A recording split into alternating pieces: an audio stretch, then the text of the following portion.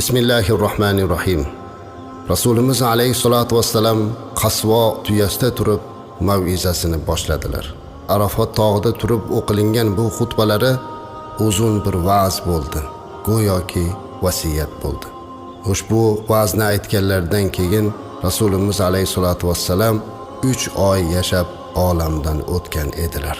Ehtimolki shuning uchun ham bu mav'izasi butun insoniyatga omonat vasiyat o'laroq bo'lgan bo'lsa ajab emas.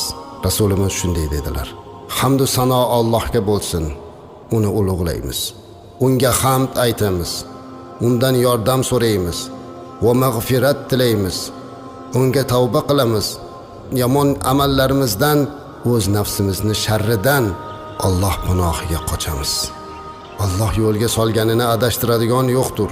Olamni yaratgan u yolg'iz o'zidir. Uni sherigi yo'qdir.